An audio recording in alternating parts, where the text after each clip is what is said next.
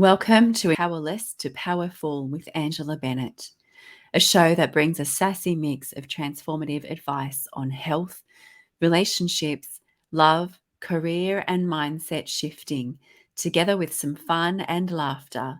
Powerless to Powerful with Angela Bennett begins now. Welcome to the Powerless to Powerful podcast. I am thrilled to introduce our guest for today's episode, Jodie Solberg, a true powerhouse in the realm of mental wellness and personal transformation. Jodie is a certified master hypnotherapist, transformational speaker, international best-selling author, and the founder and CEO of Psyched Success. Her mission is to empower purpose-driven professionals to live in alignment with their passions and values, effecting real and lasting change both in their lives and in the world around them. Jodie specialises in helping individuals heal from trauma and anxiety, break through mental barriers, and gain the clarity and confidence needed to create work-life harmony, overcome burnout, and achieve their personal and professional goals. Her greatest joy and purpose lie in guiding others to discover their confidence, find their voice, and create a life they truly love. By doing so, she enables them to pass these invaluable lessons on to the next generation. Jodie, welcome to the show once again. It's our second time having you here. It's so wonderful. Thank you so much. You are so welcome. Thank you so much for having me back. It is wonderful to be here. And I'm really looking forward to continuing our conversation. Yeah. We just had a minor glitch. We started recording, started chatting, and we didn't hit record. I didn't hit record. So, yes, we'll continue. So, for those who've not heard our previous show together, can you just tell people a little bit about you, a bit about your background, and what was that pivotal moment that brought you into the realization of, hey, I could be really great at helping people through their trauma, recovering from anxiety, and break through these mental barriers? Absolutely. I can do that. So I kind of flowed into becoming a therapist very naturally. It was a natural progression for me. Growing up, I was always fascinated by people and how they thought and what they believed and how they interacted with one another, and really loved helping people. And it was apparent from a very young age. I was very empathic, so I was able to really feel and understand what other people were going through. And I was that ear that people would come to share about, the tragedies and the triumphs in their lives. And when I was in high school, unfortunately, we had a loss of one of my friends and fellow students who died tragically. And the teachers actually saw how people were coming to me, and I was holding that space for them, and asked me to be a peer counselor for the people in my school. And that really started that path. It was something that I always naturally done, but being put into that position, that was the first time. And so from then on, I knew that that is what I wanted to do. And I really loved, again, not just learning about individuals, but also how they interacted with others. And so that led me to both social and clinical psychology. And so, really working with people individually, but also in how we move through the world, because we're not on an island all by ourselves. And there were a lot of other things that were going on in that younger time in my life. For example, I was raised by my mother, who had been a trauma survivor already, and she also got cancer for the first time when I was in high school, and really had to be her own advocate. She was told that she had 6 months, and it's 29 years later, and she's still with us. But she had to move, 3 different times to find the right doctors and really be her own advocate, and knew herself. And so I saw her going through that kind of a journey. And of course, I was going through it with her. And I wanted to be able to help other people as they were going through, those traumas, as they were going through things that cause a lot of anxiety. as they were, dealing with things like burnout. And for me personally, I have definitely experienced that as a very high achieving person from a young age. There's a lot of pressures and expectations on the outside, but also that we put on ourselves. And Mhm. so, for me, it was important to take care of myself the way I was teaching other people how to do that. And that was really important as a catalyst for me to say, okay, I want to, help others with their lives. But a lot of that comes not just from the education, it comes from our experiences, of course, too, of the things that we move through ourselves. Yeah, that is so true. Now, when you were talking about trauma, what popped into my mind was generational trauma, Yeah. because there's a lot of trauma that isn't even ours, but passed on through generations. So, Mhm. do you work much with that, and can you elaborate on that? What that looks like, how that manifests in people's lives? Absolutely. Yeah, there's a lot that's passed down, and there's a lot to unpack when it comes to things like our, genetics and what's passed down generationally, but it's also passed down through how we handle and deal with trauma as well. And so there's things that, we can feel the reverberation of, from those past generations, as well as those patterns and habits and coping strategies, that get passed down as well. And so you'll see, patterns, for example, of abuse in multiple generations, physical or emotional abuse or substance abuse.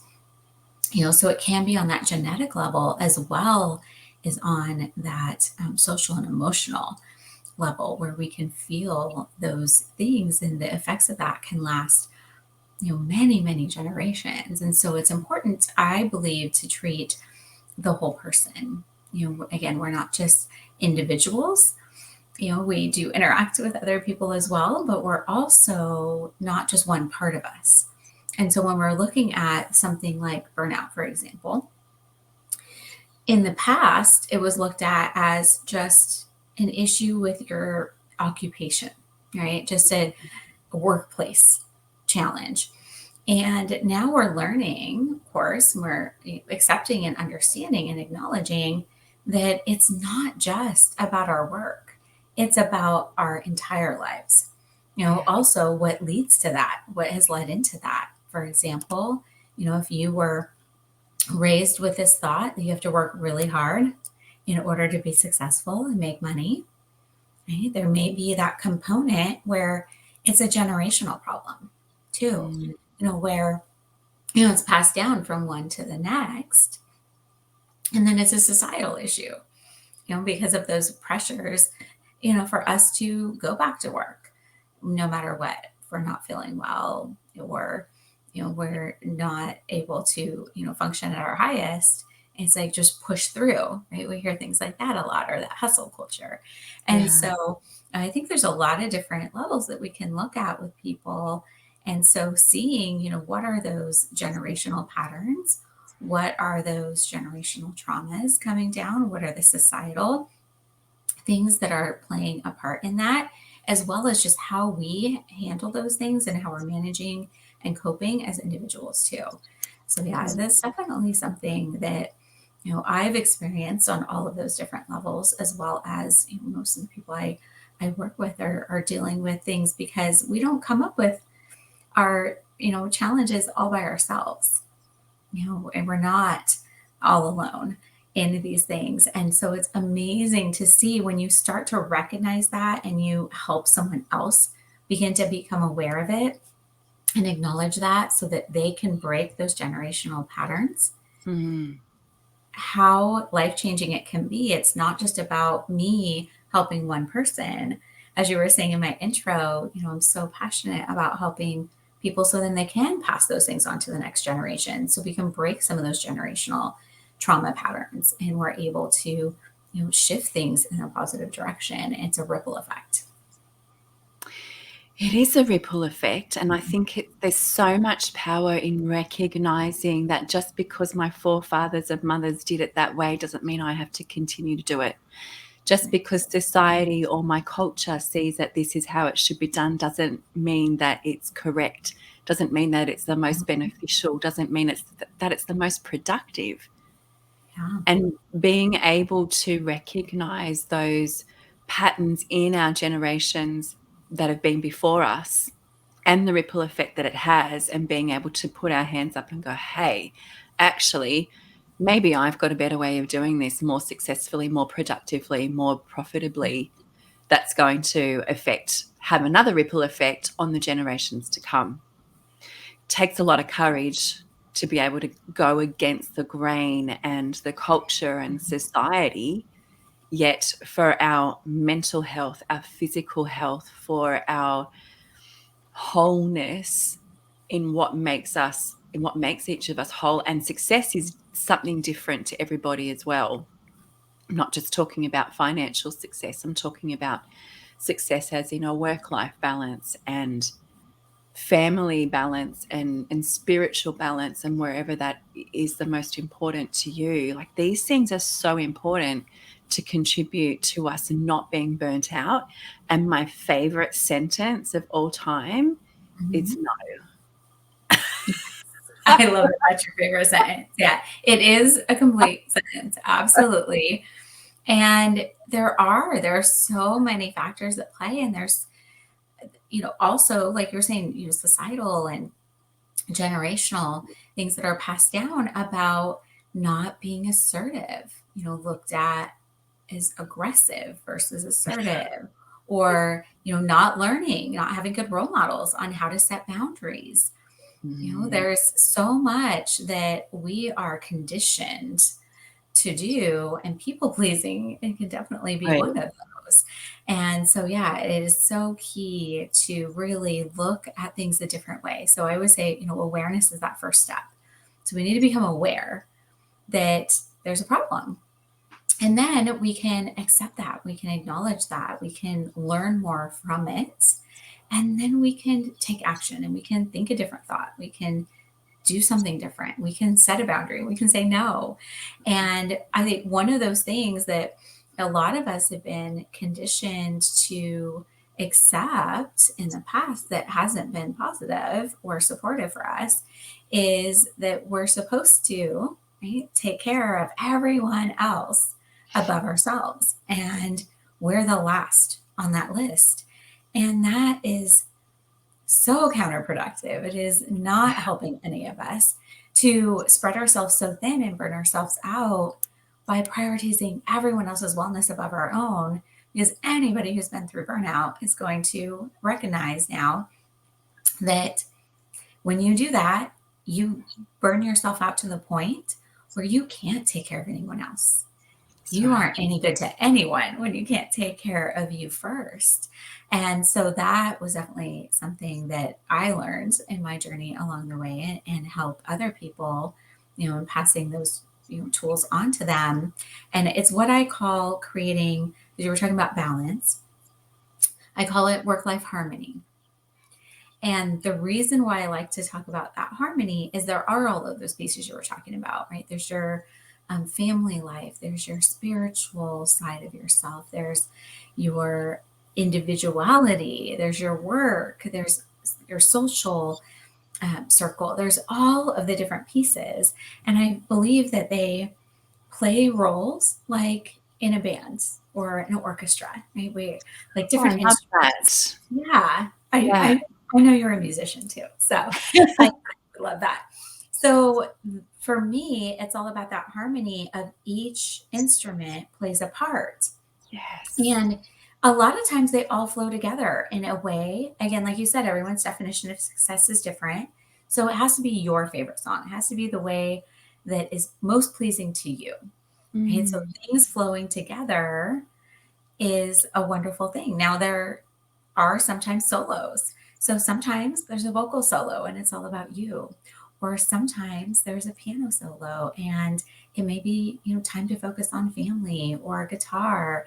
And it may be time to focus on work or a cello, and it's time to focus on your faith time or whatever those instruments may be, because it's going to be different for every single person, and Yeah. every person's harmony is going to be different.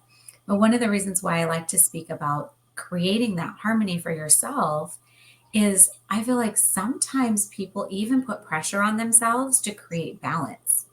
So they'll say, I have to keep everything balanced and it has to be just so.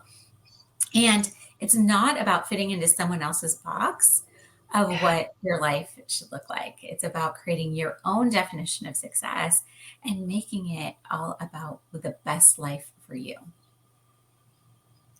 That is so good. I love that band analogy because that just majority of people can understand and relate to that, right? Yeah, Because if there's one instrument playing out of tune or playing out of beat, you're gonna know. it's going Everyone's to gonna stand right out. it's gonna Absolutely. stand right out. And something that came up as you were talking about this is the common thread of blame and lack of accountability. Because as we go through life, because we were talking earlier about generational stuff, we can blame everybody else of why our life is so out of harmony. Yet if we get to this point of accountability and, hey, put our hand up to ourselves and go, hey, something's not working, this is something has to change, and really having the honest confrontational conversations with ourselves, saying, where is this out of balance? Where is this not lining up and not being in harmony and not flowing or putting pressure or stress on me? And how can I make this flow better? And Yes. no one can fix that but you. Nope. You Blaming have it. to be the one to set your own boundaries and to say no. Nobody can do Yeah. that for you. Yeah. That's so good. So many listeners may be dealing with burnout or struggling to find work-life harmony.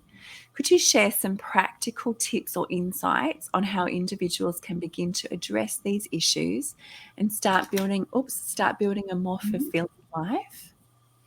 Absolutely. So, one of the things that I recommend is starting to just get reconnected with yourself. So, remembering you, because we are also conditioned to be very disconnected. So, if you think about as you're growing up, right, from a very young age, you're told, for example, in school, right? So we have those bells that ring at those different times, and you have this class and then that class, and recess and lunch breaks. And so we're told when we can go to sleep, when we have to get up, when we can, you know, eat, when we can get a drink of water, right? When it's, time to go and relieve ourselves. All of those things are very much not about our own bodily cues.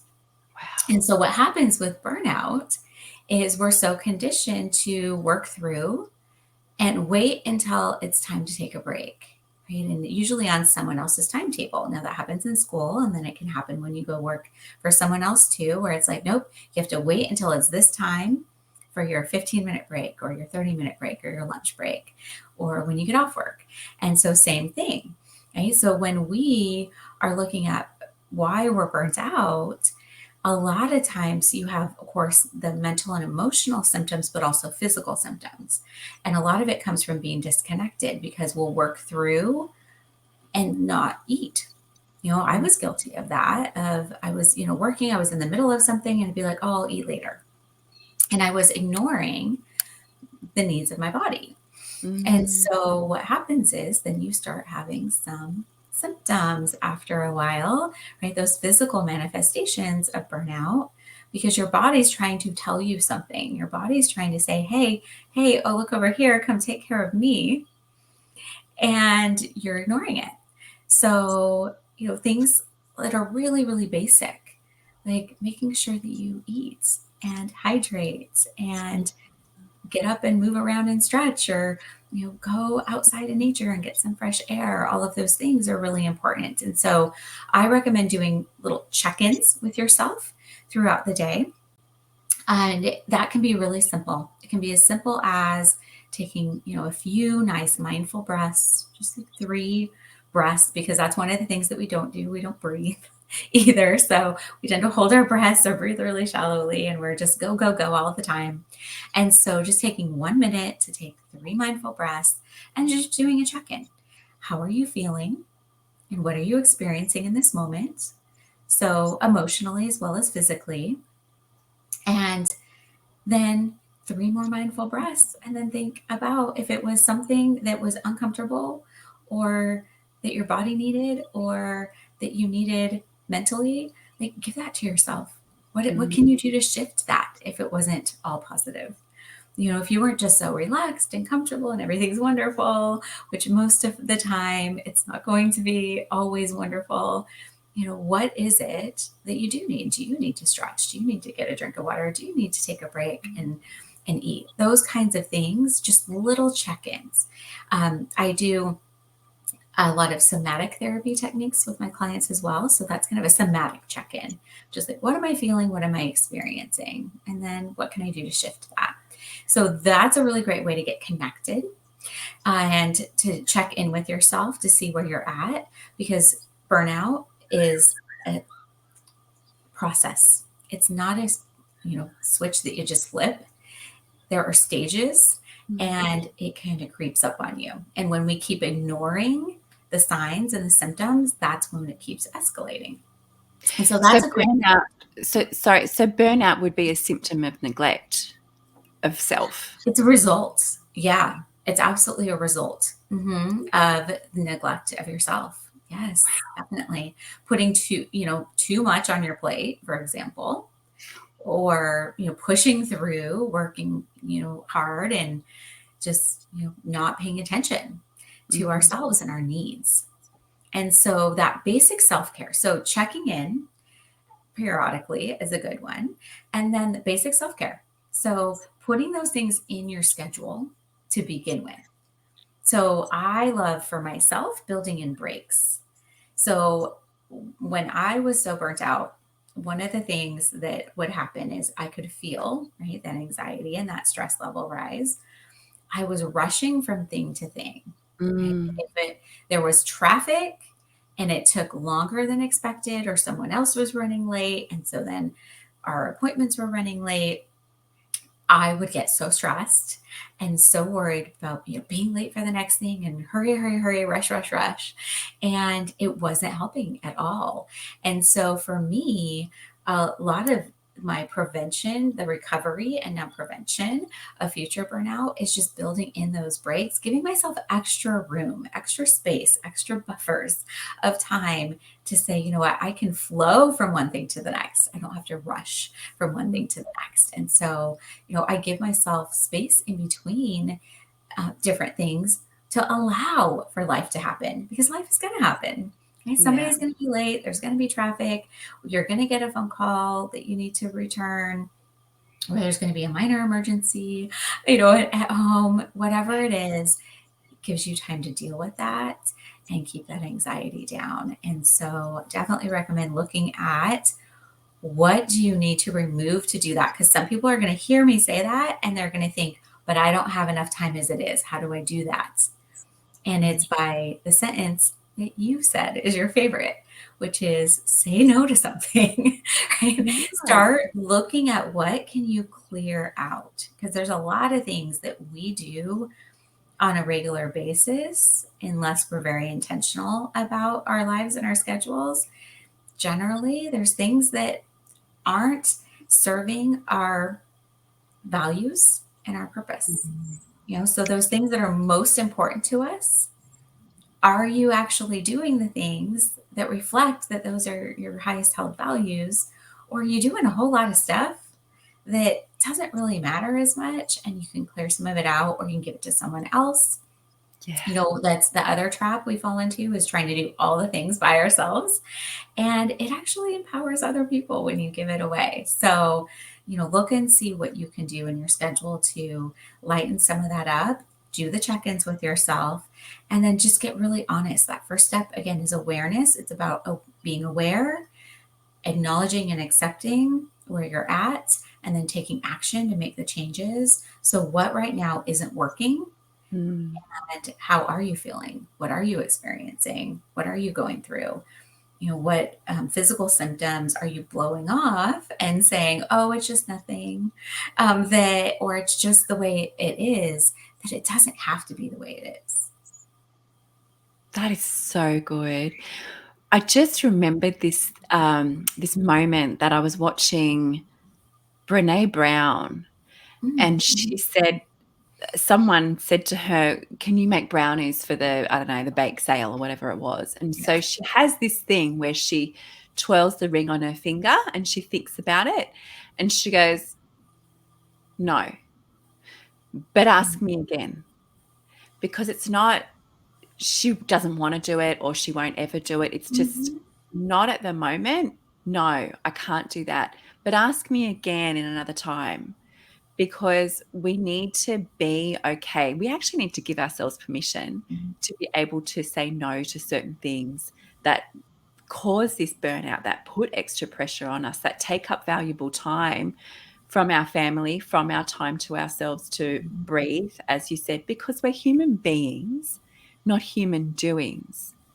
And we've Yes. become so busy, and a lot of the time we're so busy, yet we're so unproductive. And so, really giving ourselves permission to go, hey, no, that doesn't work for me right now, but ask me again. Because, like you said, if we're so burnt out that we can't give back to other people and be what other people need us to be, then we're no good anyway. We've completely depleted ourselves. What's the point? So, you're no good to yourself, and then you're no good to your family, you're no good to work, you're no good to anything. So, it's so important. And I've developed this thing. I use an app called Tabata.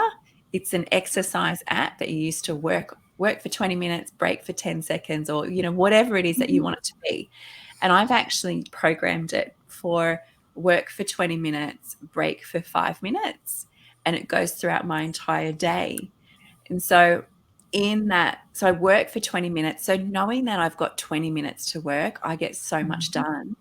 And then I have this 5-minute break of complete silence, no music, no phone calls, no texting, no internet, nothing. Just for me, it's time to reconnect with God, refocus, breathe, be, and then in the next 20 minutes, I'll get to work again.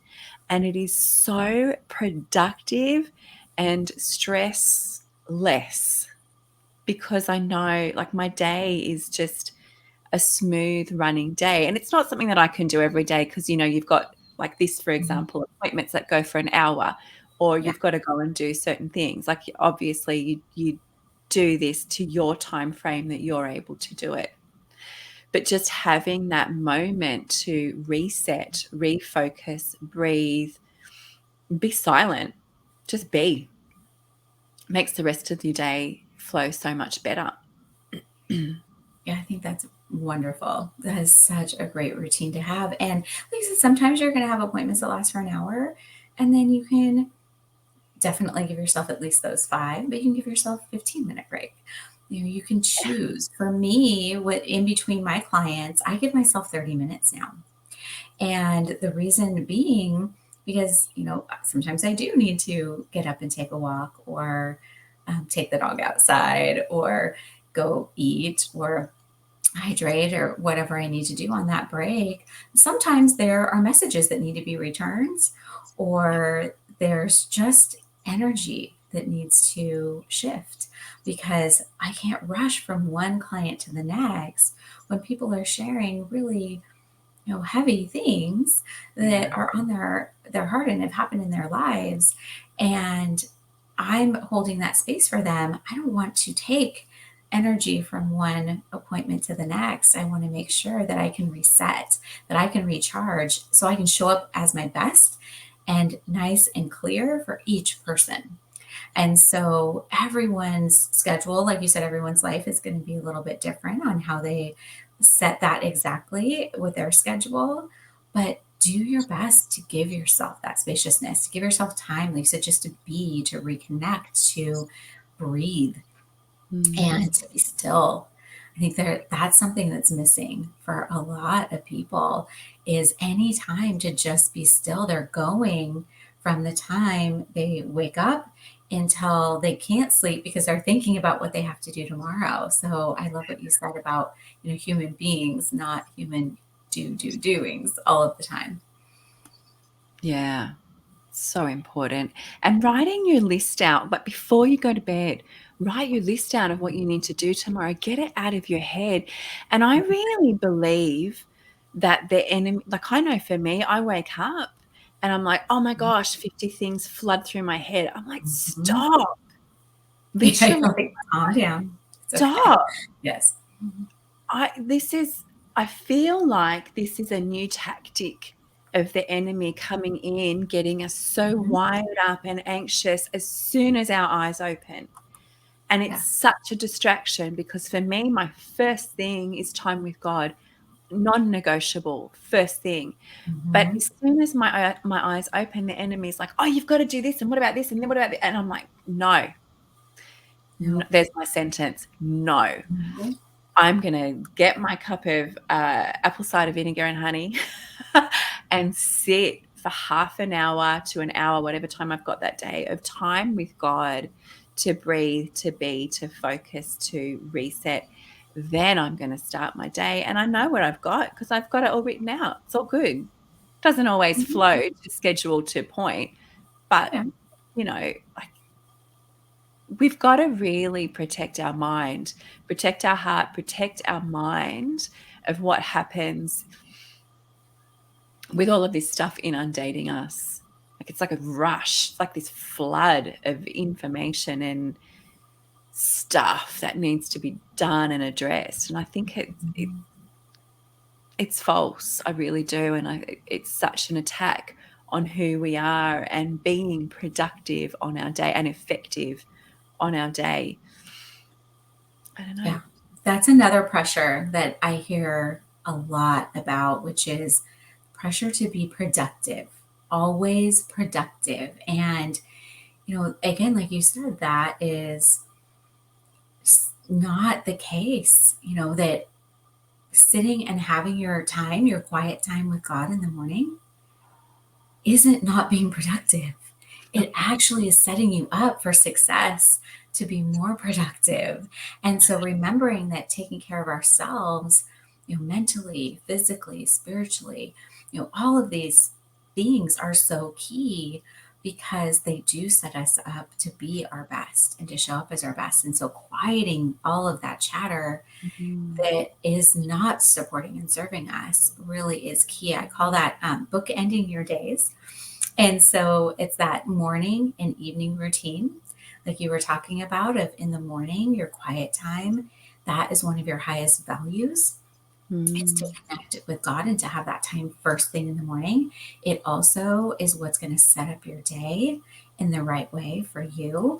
And so to have that morning routine, to have some time in there that is stillness, that is quiet, that is connection, that is not just doing and being busy, Mm. really, really makes a huge difference. You can put prayer time in there, you can put gratitude in there, you can, be in nature in there, you can connect Mm. with yourself, you can connect with your family, you can read. There's so many different things that you can put there, but put good things that are going to set you up for the day. And then at the end of the day, is you can make your list, get it out of your brain and put it on paper so that you can quiet your mind and you do know what the direction is for the next day. And again, same things. You put all sorts of good supportive things in there. But when we have so much overwhelm because we have so much information coming in all of the time and we're on screens first thing in the morning,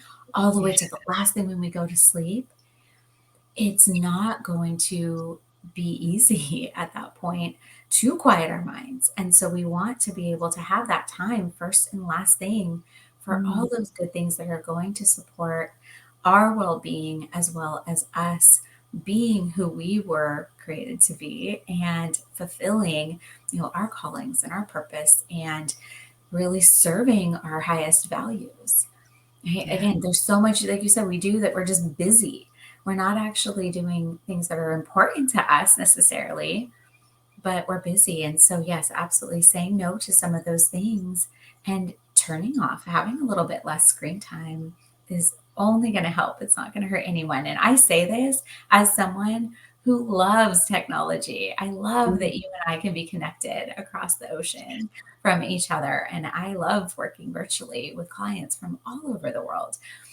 At the same time, I also recognize that it's really important to disconnect from that and reconnect to what's important, at least, a couple times during the day. Yeah. I love that. And connecting with people as well, like put your phone down, Yeah, absolutely. put your phone down, have a conversation face to face. Hmm. It's so much. I love taking time out, going for a coffee with a girlfriend. Like it's just, you need that time. I love having face to face time with my kids. It's, Hmm. we need it. We're humans. We are the most connected, yet the most disconnected. Yes, Turn the absolutely. So TV, turn the intention. TV off. Yeah, Yeah. intention. Bring back family dinner time without Mhm. television and no phones at the table. Like, come on. Yes, that is a huge benefit when we can do that and just connect. A lot of times when people are talking about burnout and work life balance and those types of things, that's what I see is that they are, thinking about work when they're with their kids and they're, being guilty for not being with their kids when they're working. But then when they're trying to spend time with their kids, they're on their phone the whole time. And it's not that quality time, No. and vice versa. So, if we can separate things out, but also allow them to flow, be able to say, you know what, right now I'm connecting with you. So I'm going to put my phone down and let's really connect. Or, when you're working, if you do that, guess what? You're not going to feel guilty because you were really, truly present with your family when it was family time. And so then you can work and you can feel free to do that. We try to multitask way too much. And we think that it's the way to get everything done, but we never can show up at our best at anything when we're spreading ourselves too thin. So true. So spot on. And even just like you mentioned, being present in the moment. And a lot of anxiety and depression even comes from reminiscing on things that we can't change or freaking out about the future. Oh, If you, 100%. Yeah, yeah, being mindful and being present really truly brings down so much of both of those. There's something that we talk about a lot in psychology, and it's called the window of capacity. And my clients have nicknamed it the window of okayness. And so basically, you have this little window, right? So you can think about the window, and if you're above the window, once you start getting to the top of that window and above, that's anxiety and those fears and anger, frustration, and all of those types of mm, emotions. Right. And so then we get out of the window of feeling okay. That window of feeling like, I've got this, I can handle this, everything's going to be okay. Right. And then when we go below, that's your depression. So, like you said, if you're, feeling really anxious about the future, you're getting out of that window. If you're going lower and you're withdrawing and isolating, and, a lot of burnout is accompanied by that withdrawing or feeling apathetic about life, and depression falls into those lower parts too of that window. And so it's really about keeping yourself in the middle of saying, you know what, it's flowing. Everything's flowing. It's good. I have that harmony and I'm in the present moment. The present moment helps keep you in that window. And so the more you can stay present, the better you're going to feel. And when we look at, some of those beliefs that limit us, right? Some of those blocks, some of those things, like I mentioned earlier, that I have to work really hard. I have to make everyone else happy. Those types of beliefs that hold us back and aren't supporting and serving us, that's where our thoughts are coming from. That's where our emotions are coming from. And that's what we're reacting to. And so when we can become aware of what takes us out of that window, and we can really look at those things and say, you know what, this is what I'm going to choose to believe instead. Like what you said earlier, I'm going to choose to think a different thought. I'm going to choose to prioritize my wellness so that I can believe that when I prioritize my wellness, I can take care of everything else better. Right? When we have that kind of a belief, those really positive, supportive thoughts come from that. And the feelings come from that. And then we respond differently to the things that happen around us. Instead of reacting emotionally in a way that maybe was a habit or a pattern for us, and maybe for many generations before us, we can choose a different path. We can choose how to respond to the things that happen around us, because we have so much more ability to really create our lives and our realities than we give ourselves credit for. So true. Come on. So true. And we get to choose to stand up and shake that off. Yep. Shake it off, shake the dust off, shake off the bad thoughts, shake off the negativity, and change whatever it is that is going on and keeping us down and keeping us stuck and being in that window of okayness. I love that. I love that. It's so powerful. So as an author, what inspired you to write your chapter? So have you got your own book, or is this only anthologies so far? So far, I have been a co-author in 7 anthologies. So Your Next Best You is the most recent that just came out, and it just hit #1, and it just hit international bestseller. So I'm really excited about that. Yay. Congratulations. I also have 2 of my own journals. So I have the Embracing Our Strengths journal, and I have an Everything Happens for a Lesson journal. And so those are the 2 that are my own. And I'm actually in the process of working on a new burnout book as well. And so, yes, one of the things that inspires me to write is to be able to share the lessons that I've learned, to be able to share the things that I teach to my clients with a wider audience, to be able to get those messages about things like work-life harmony, or about looking for the lessons in life and having a growth mindset, or about really truly embracing who we are without comparison, and really working on our own self-development. Those types of messages, getting those out to the world, right, to that broader audience. And so Your Next Best You was such an amazing project that I wanted to be a part of, because in that I actually share my process of working with my clients on how to step into who you're becoming. So it's called Stepping into Your Future Self. And so, how do we do that? How do we choose? Because again, like you said, we have the power of choice. Okay, how do we choose who we want to become next, and then truly step into that? That is so cool. I'm so excited to get my hands on that book. Is there anything that you would like to leave our listeners with before we wrap up today? What I would love to leave everyone listening with is to get to know yourself, connect with you again.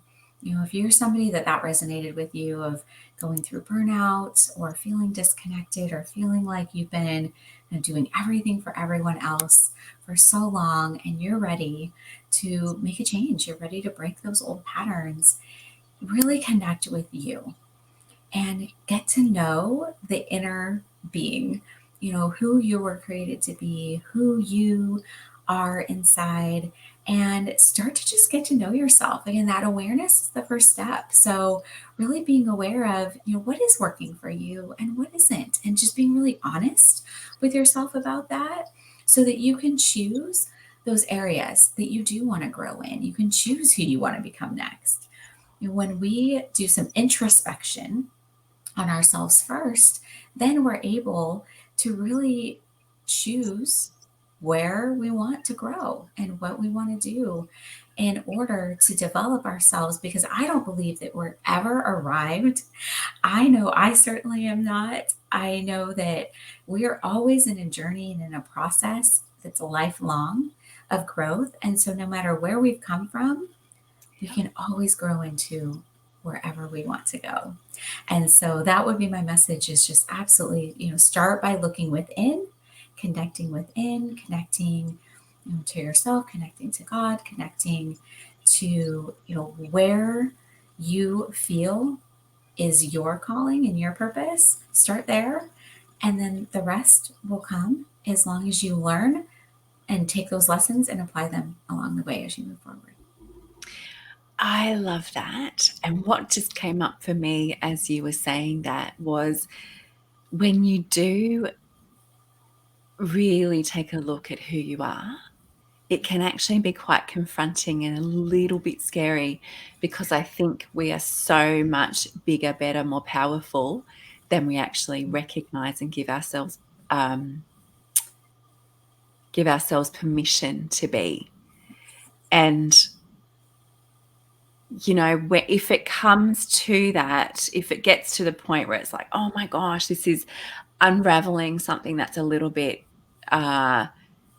traumatic, scary, vulnerable, anything like that for you, Jodie would be the one for you to connect with, because she will help you walk through that. And on the other side of whatever it is that's freaking you out a little bit is this most powerful, brilliant version of you that you haven't even wildly imagined and been able to embrace yet.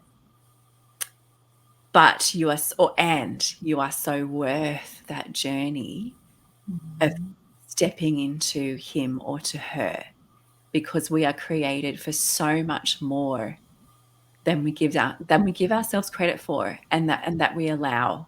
And I think it's really important that we are created in the image of God, right? So, and his word says that we will do greater, bigger, better things than he's ever done. So, like, it's just unfathomable. Don't sell yourself short in this life of living a life that is lesser than you deserve, because you are worthy of something so much greater and so much out of this planet, out of this world, that you can't even imagine. And I think it's really important that we step into who we are purposed to be, because there is a purpose and a destination that is specific for us. People that you can reach, people that I can reach, but others can't, because we each are so unique in our purpose and in our, in our destiny. And it's really important to embrace that and to step into it and to walk it out, because we will be judged for everything that we have, every word we've spoken, every person that we've denied of speaking the truth and the love and the greatness of God. So yeah, it's really important to step into it, and you are so worth it, and it's beautiful. So beautiful. Thank you. And yes, we do not have to walk that journey and that path alone. You are No. absolutely correct. If that's bringing things up and you're wanting some support, absolutely feel free to reach out to me. So where people can find me is on my website, which is psychedupsuccess.com. So you can find me there. You can also find me on Instagram or Facebook. And so just look up Psyched Up Success. You can look up me, Jodie Solberg, and you will be able to find that. But absolutely, please feel free to reach out. I work virtually with people from all over.